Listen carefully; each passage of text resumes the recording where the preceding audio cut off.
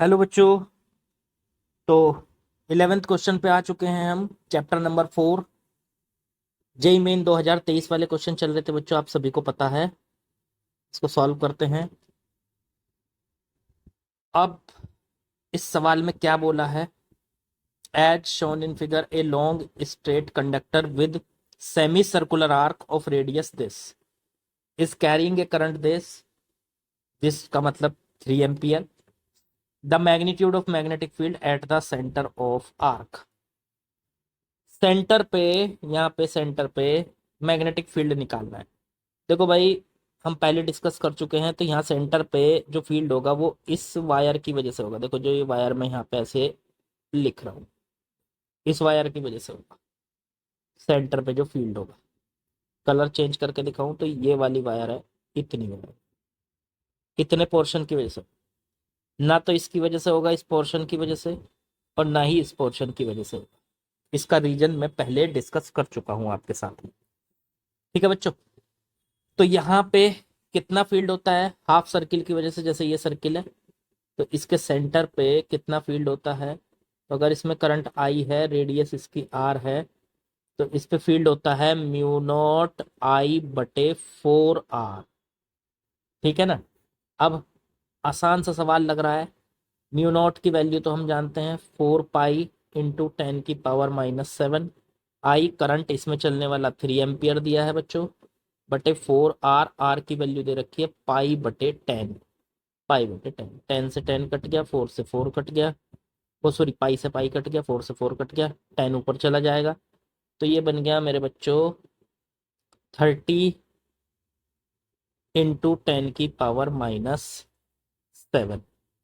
इसको हम 30 × 10⁻⁷, ये 10 ऊपर जाके देखो यहाँ मल्टीप्लाई हो गया, 30 × 10⁻⁷। इसको हम बच्चों 3 × 10⁻⁻6 भी लिख सकते हैं, या 3 माइक्रो टेस्ला भी लिख सकते हैं। तो आसान सा सवाल था, बिल्कुल कुछ नहीं था। देखो ये रहा, बहुत ही आसान। ऐसे भी आसान सवाल आ जाते हैं जेई मेंस में। ठीक है, तो कुछ आसान आएंगे, कुछ मुश्किल आएंगे, घुमा फिरा के सवाल ऐसे ही आने हैं, इसी कंसेप्ट पे आने हैं। ठीक, चलो आगे बढ़ते हैं बच्चों। चलिए बच्चों, नेक्स्ट क्वेश्चन पे आते हैं। इस सवाल में आपको देखो क्या दिया है। Find the magnetic field at the point P in the figure. P मतलब ये सेंटर वाला, कलर चेंज कर देता हूँ, देखो ये वाला P in figure. The curved portion is semi circle. ये तो देखो सेमी सर्कल है यहाँ से यहाँ तक। ओके। और कनेक्टेड टू स्ट्रेट वायर्स, ये एक स्ट्रेट वायर है और ये एक स्ट्रेट वायर। देखो भाई, मैंने आपको पहले बताया था, अब भी दोबारा बता देता हूँ। ये वायर, ये वाली देखो, जिस पे मैं एरो चलाऊंगा, ये देखो ये वाली वायर, इस वायर की वजह से पी पर कोई फील्ड नहीं होगा, क्योंकि पी जो पॉइंट है वो इसी वायर को आगे बढ़ाते हुए पड़ रहा है। अगर इसी वायर को आगे बढ़ाते हुए पड़ेगा कोई पॉइंट, तो उस पर फील्ड नहीं होता। तो इस वायर की वजह से कोई फील्ड नहीं होगा। अब बचा पी पे फील्ड बनेगा इसकी वजह से, आधे सर्किल की वजह से। ये जो हाफ सर्किल है, सेमी सर्किल है, इसकी वजह से बनेगा। तो आधे सर्किल की वजह से इस पे जो फील्ड बन रहा है, वो देखो, अगर आप अपने थंब को करंट की डायरेक्शन में रखोगे, करंट देखो नीचे की तरफ है, तो आपकी जो फिंगर्स है वो पी में से बाहर की तरफ आएंगी। पी में से बाहर की तरफ आएंगी मतलब इसकी वजह से जो फील्ड होगा वो B1 होगा, और वो किस साइड होगा? बाहर की तरफ होगा, B1। ठीक है, तो B1 की वैल्यू निकाल लो। आधे सर्किल की वजह से, सिर्फ आधे सर्किल की, देखो ये वाला जो सर्किल है, तो आधे सर्किल की वजह से B1 होगा, बाहर की तरफ होगा, कितना होगा? तो आधे सर्किल की वजह से होता है सर म्यू नॉट इंटू में आई बटे में 4 आर। आर इसकी रेडियस, आर यहाँ पे स्मॉल आर दे रखी, चलो स्मॉल आर लिख देते हैं, नहीं तो आप बुरा मान जाओगे। ठीक है, और बाहर की तरफ है ये। ओके, ऐसे ही निकाल लेते हैं बच्चों B2। B2 किसकी वजह से है सर? देखो ये वाली जो वायर है, ये जहां मैं एरो चला रहा हूं, ये वाली जो वायर है ये, तो इस वाली वायर पे की वजह से, अब देखो इसमें भी करंट लेफ्ट की तरफ है। अपने राइट हैंड के थंब को करंट की डायरेक्शन में रखो और अपनी उंगलियां घुमाओगे, तो पी में से जो है, ये आपकी फिंगर्स बाहर की तरफ आ रही है, इसकी वजह से भी बाहर की तरफ ही होगा। अब देखो इसका फॉर्मूला क्या होता है, वो मैं आपको थोड़ा याद दिलाता हूँ। मान लो मेरे पास एक वायर है, लॉन्ग वायर है, और इसके एंड पॉइंट से परपेंडिकुलर डिस्टेंस डी है, जहां पे हमें मैग्नेटिक फील्ड देखना है। वायर में करंट है आई, तो ये मैग्नेटिक फील्ड अगर किसी लॉन्ग वायर के कॉर्नर से परपेंडिकुलर डी डिस्टेंस पर हमें बी देखना होता है, तो उसकी वैल्यू होती है म्यू नॉट आई बटे में 4 पाई डी। ये याद रखना, म्यू नॉट आई बटे 4 पाई डी। अब देखो ऐसे ही बिल्कुल इसकी वजह से होगी तो यहाँ पी पे, ठीक है, कितनी होगी, तो सर होगी म्यू नॉट आई बटे 4 पाई डी। थोड़ा सा इसको कर लेते हैं, तो यहाँ पे आ गई म्यू नॉट आई बटे 4 पाई डी। डी ये डिस्टेंस देखो यहाँ से यहाँ तक कितनी है ये वाली, तो ये सर आर है, तो आर 4 पाई आर। बहुत आसान है, ये भी बाहर की तरफ है, बाहर की तरफ है तो फील्ड नेट कितना हो जाएगा, दोनों ऐड हो जाएंगे। B net equals to B 1 बाहर की तरफ, बी 2 भी बाहर की तरफ।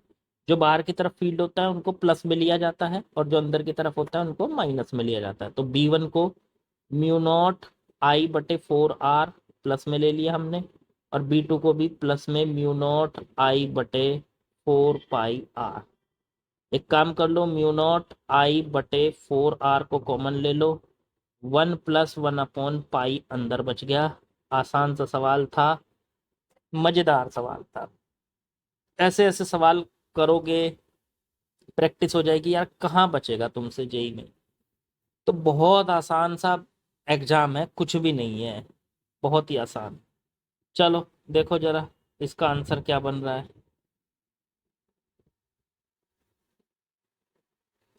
आंसर चेक कर लो बच्चों। तो देखो थोड़ा कंफ्यूज करने के लिए थर्ड वाले में से नीचे से 2 कॉमन नहीं लिया इन्होंने, वैसे थर्ड वाला ही आंसर बन रहा है। अगर आप इसमें से नीचे से ये देखो 2 कॉमन ले लोगे ये वाले दोनों, तो बाहर वही आ जाएगा म्यू नॉट आई बटे 4 आर, और अंदर बचेगा 1+1/पाई। यही आंसर है हमारा, ठीक है। तो कंफ्यूज करने के लिए थोड़ा थोड़ा सा घुमाने के लिए आपको अलग अलग चीजें दे सकता है, ठीक। चलो आगे बढ़ते हैं। चलिए बच्चों नेक्स्ट क्वेश्चन पे आते हैं। ए चार्ज पार्टिकल ऑफ 2 माइक्रोकूलम। एक चार्ज पार्टिकल है बच्चा, 2 माइक्रोकूलम है, तो 2 × 10⁻⁻6 कूलम लिख सकते हैं उसको। Accelerated by A potential difference, उसको एक्सेलरेट किया जाता है पोटेंशियल डिफरेंस से। देखो जब किसी चार्ज को आप एक्सेलरेट करते हो पोटेंशियल डिफरेंस से, तो उसके अंदर काइनेटिक एनर्जी के बराबर क्यू वी आ जाती है, याद रखना। क्यू तो है उसका चार्ज, और वी है जिस पोटेंशियल डिफरेंस से उसको एक्सेलरेट किया गया। जब भी ये लाइन बोल दे वो कि किसी चार्ज को वी पोटेंशियल डिफरेंस से एक्सेलरेट किया, तो याद रखो उसने उसकी समझो काइनेटिक एनर्जी दे दी। तो इसकी काइनेटिक एनर्जी उसने दे दी, ऐसे समझ लीजिए, ठीक है। तो वो के दे दी, चलो इसकी जरूरत पड़ेगी रख लेंगे हम इसको। अब आगे क्या दिया है, आगे दिया है फील्ड लगा हुआ है 4 माइक्रो टेस्ला, ओके माइक्रो नहीं milli tesla sorry. At right angle, theta का वैल्यू दे रखा है 90 degree, angle of direction of field. The charge particle complete semicircle of radius 3 centimetre. Radius इसकी दे रखी बच्चों 3 सेंटीमीटर, ओके। तो मास बताना है इसका मैग्नेटिक फील्ड के अंदर जब इसको छोड़ो। देखो 90 डिग्री पे छोड़ते हैं तो हमें पता है जब भी किसी चार्ज पार्टिकल को 90 डिग्री, जैसे ये फील्ड लगा हुआ है और इसमें चार्ज पार्टिकल को 90 डिग्री पर छोड़ो, तो वो सर्किल में घूमता है हमेशा ऐसे। और उसकी रेडियस के ना कई सारे फॉर्मूले बता रखे हैं हमने आपको, ठीक है। वो फॉर्मूले में सबसे पहले एक फॉर्मूला था आर बराबर mv/qb, ठीक। ये तो एक फॉर्मूला था, एक और फॉर्मूला था काइनेटिक एनर्जी के टर्म में √2km/क्यूबी, ये भी था। तो हम यही यूज करेंगे क्या, क्योंकि हमें काइनेटिक एनर्जी पता है, तो ये वाला यूज करने जा रहा हूं मैं। एक काम कर लो, इसमें आर का फॉर्मूला है, मैं लिख देता हूँ यहाँ, √2km/क्यूबी। एक काम कर लेते, दोनों तरफ का स्क्वायर कर देते हैं, r² बराबर 2km, अंडर रूट हट जाएगा, क्यू का स्क्वायर बी का स्क्वायर, है ना। अब के की जगह रख दो टू के की जगह रख दो क्यू इंटू वी, देखो ये रहा, मैंने बताया था आप लोगों को, क्यू वी और एम बटे क्यू स्क्वायर और बी स्क्वायर। एक क्यू से एक क्यू कट गया। अगर हम इधर m की वैल्यू निकालें तो m का फॉर्मूला देखो यहाँ से क्या बनने वाला है, इसको इधर मल्टीप्लाई कर लो, आर क्यू बी स्क्वायर और बटे में टू वी, ये बनेगा। तो m का फॉर्मूला बन गया बच्चों आर क्यू बी स्क्वायर बटे टू वी। ठीक है ना, देख लो और कुछ तो नहीं बना, कुछ छूटा तो नहीं।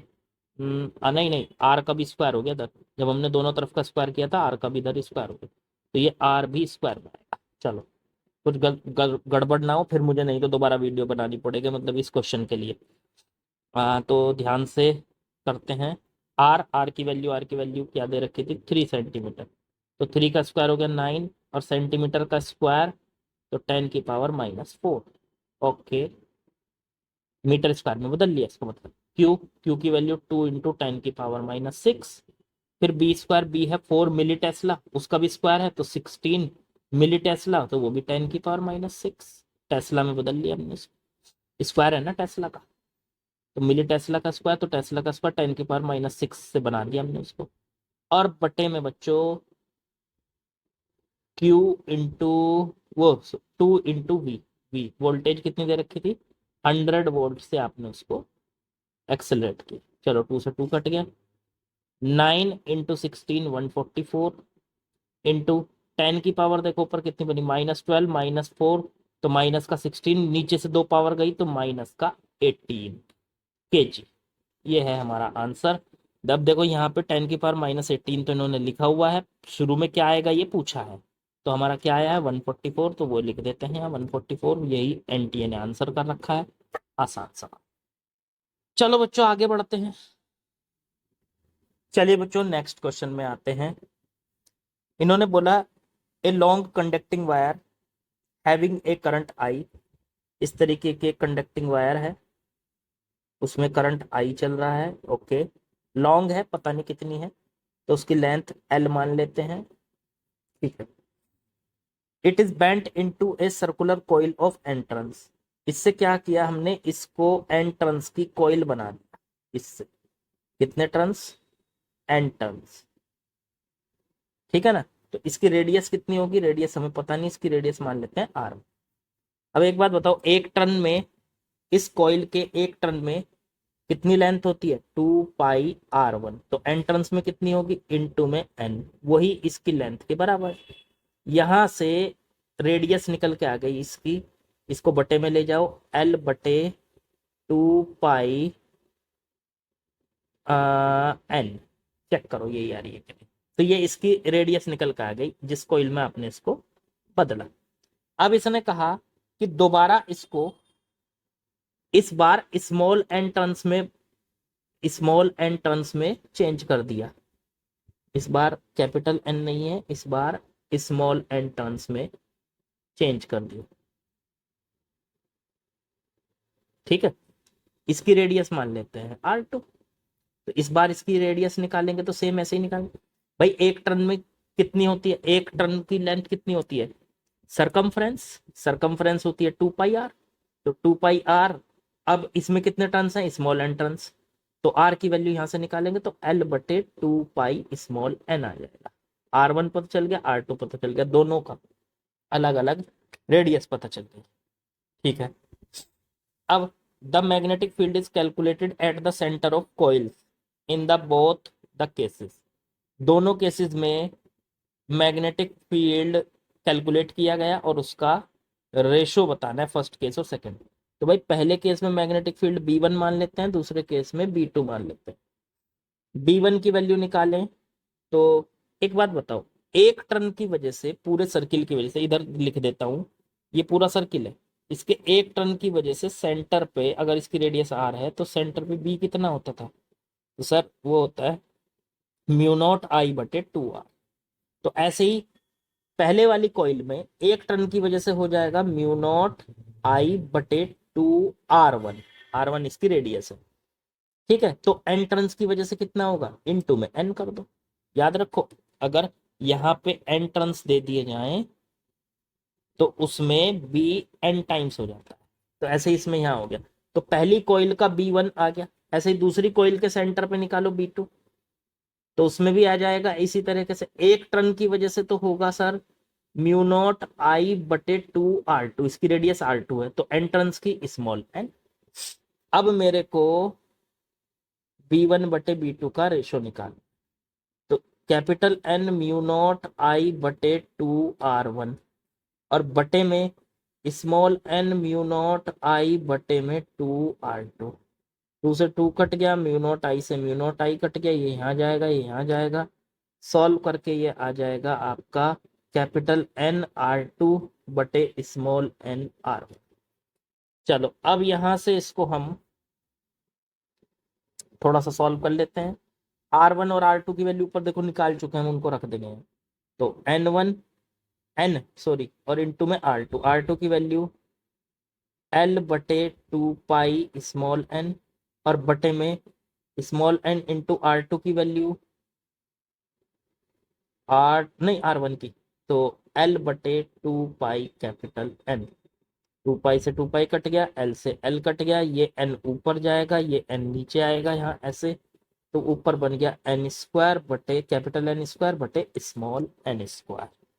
आसान सा सवाल था। क्वेश्चन नंबर जो था कौन सा था ये 14, और इसका आंसर बन रहा है n square capital N square बटे स्मॉल n स्क्वायर, थर्ड। आसान सवाल, आज कोई ज्यादा खास मुश्किल सवाल आ नहीं रहे हैं। इस चैप्टर में खास मुश्किल सवाल है भी नहीं बेटा, ठीक है ना। अगले चैप्टर्स में आएंगे, एक दो चैप्टर है ऐसे जिनमें थोड़े से मतलब टफ से सवाल आएंगे मैग्नेटिज्म के अंदर ही, ठीक है। ये चैप्टर बड़ा आसान है, इसमें ज्यादा कुछ होता नहीं। चलो आगे बढ़ते हैं। चलिए बच्चों नेक्स्ट क्वेश्चन पे आते हैं। क्वेश्चन दिया है आपको, as shown in figure a current 2 ampere flowing in an equilateral triangle of side 4√3 centimetre, the magnetic field at the centroid of the triangle. देखो भाई, इसमें ना मैग्नेटिक फील्ड कैलकुलेट करना है एक फिगर की वजह से। देखो इसमें सेंटर बीचों बीच है, उस पे जो मैग्नेटिक फील्ड होगा ना वो 3 वायर की वजह से होगा। एक तो ये वाली देखो यहाँ, एक ये वाली और एक ये, और तीनों की वजह से जो करंट होगा वो मैग्नेटिक फील्ड होगा वो बाहर की तरफ होगा। क्योंकि आप किसी भी वायर को राइट हैंड से होल्ड कीजिए और अपने थंब को करंट की डायरेक्शन में रखो और फिंगर घुमा के देखोगे तो फिंगर जो है ओ पॉइंट से बाहर की तरफ आ रही है।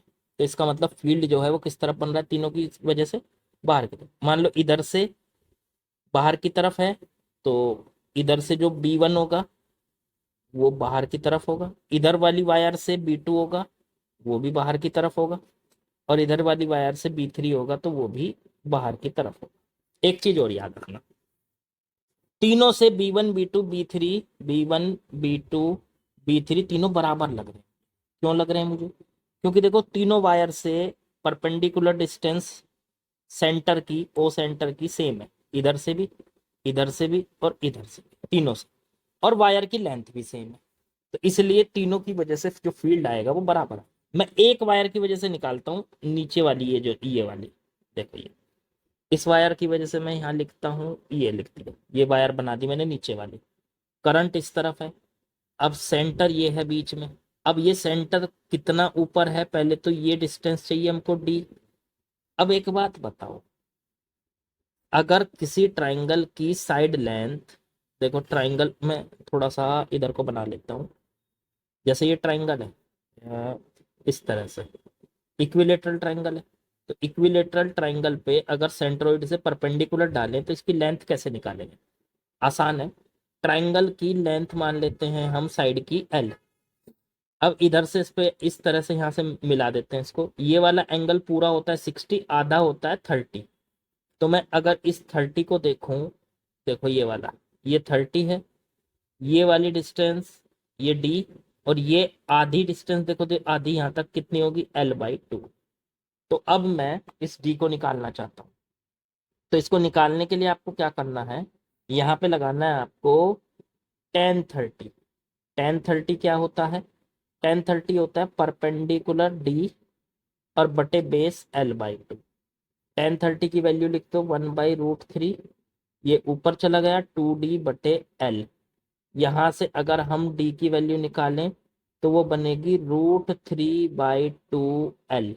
ये डिस्टेंस बन गई √3/2L। तो L हमने इधर मल्टीप्लाई कर दिया, उल्टा तो नहीं कर दिया कहीं? नहीं नहीं नहीं नहीं नहीं नहीं नहीं नहीं नहीं नहीं। दोबारा करते हैं, इधर क्रॉस मल्टीप्लाई करो ऐसे, और डी की वैल्यू निकालनी है ना, तो 2 को नीचे ले जाएंगे तो L/2√3 आ रहा है, ये आ रहा है बच्चों। तो ये डी डिस्टेंस है। अब कोई वायर है, अब देखो ऊपर आ जाओ, ये वायर थी, इस वायर की वजह से यहाँ पे डी डिस्टेंस पे फील्ड निकालना है। तो वायर के दोनों कोनों को मिला दो, इधर दोनों कॉर्नर, इधर वाला कॉर्नर भी मिला दो, और ये एंगल देखो कितना बन रहा, इधर ये एंगल, इधर ये एंगल। तो सर ये पूरा एंगल होता है 120, ये वाला एंगल देखो 120 होता है कि नहीं? जब इक्विलेटरल ट्रायंगल में ये मिलाई जाती हैं ऐसे, तो ये एंगल 120 होता है। तो ये एंगल 120, तो आधा 60 और इधर का भी आधा 60 हो गया। ठीक है, तो ये एक अल्फा का काम करेगा और दूसरा बीटा का काम करेगा। तो यहाँ से बी की जो वैल्यू आएगी वो आएगी μ0/4 पाई I/d into sine alpha plus sign beta.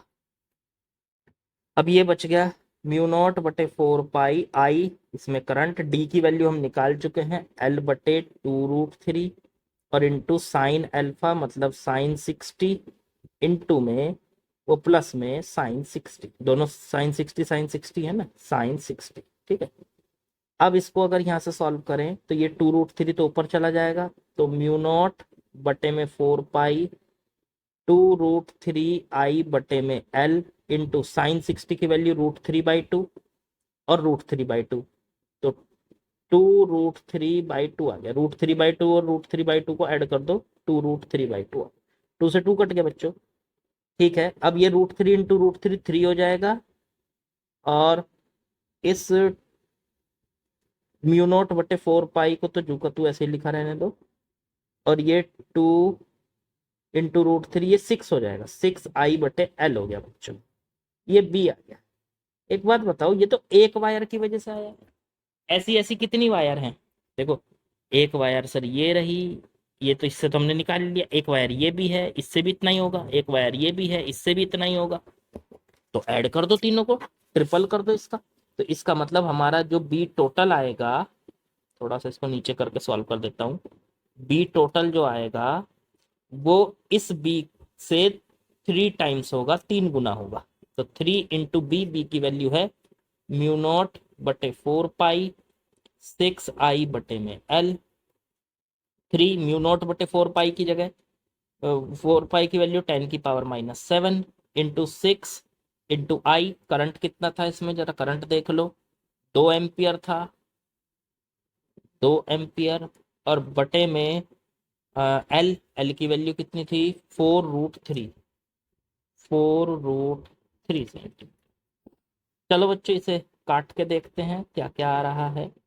एक काम करो, 2 से इसको काट लो, 2 बचा, फिर इस 2 से काटो 3, 3, √3 से 3 को काट लो, √3 बचा, तो ऊपर बचा 3√3 इंटू 10⁻⁻7।